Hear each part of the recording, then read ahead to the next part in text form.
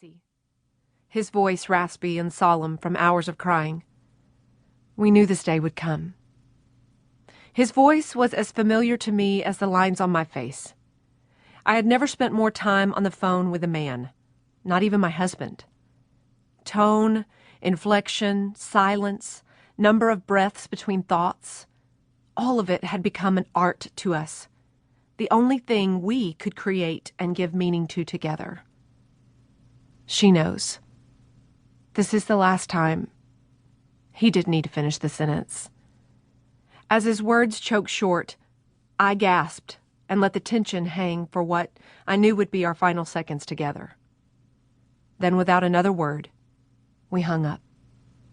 Click. Dial tone. Storms a-brewin'. The day we knew would come was the farthest thing from the minds of 4 doe-eyed newlyweds meeting for the first time in our church's young married Sunday school class. Justin and I loved Ty and Rachel from the moment we hesitantly slid our metal folding chairs next to theirs under the unflattering fluorescent lights.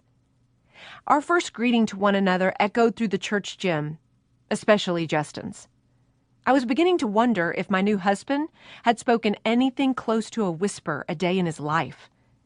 Without 1 ounce of insecurity, hesitation, or discretion, Justin bellowed in a loud southern drawl like a Texas Republican running for office. "Howdy! How y'all doing?" thrusting his hand toward Ty's chest. I flashed an awkward smile toward Rachel with a shade of embarrassment. To my surprise, she returned my look with a small nod and half-smile of her own. Her eyes grew wide with an "I get you, girl" expression as Ty replied at a matching decibel level. "I'm Ty.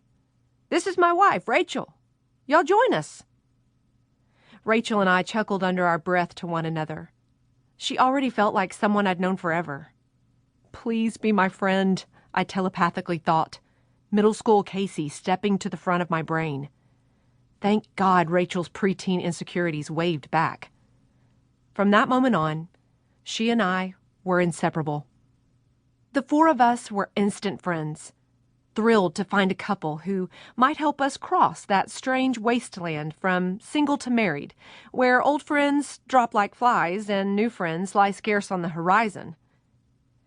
Barely 22 years old and packing college degrees with nowhere to point them, the 4 of us were riding the wave of passion and naivety. Rachel and I still able to turn our spouses' disgusting oddities like chewing a 3-month-old toothpick kept in the sweaty brim of a cap into endearing attributes. We were free spirits, friends who felt like home.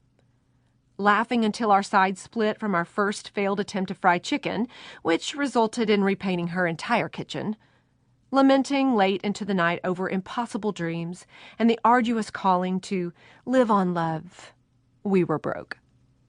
Then jumping up and down scream-sobbing when Rachel's and my pregnancy test showed positive within weeks of one another. Twice.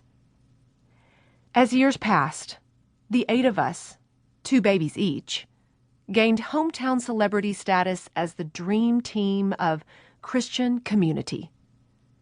Justin and Ty, now business professionals, were successful at work and sought after mentors at church.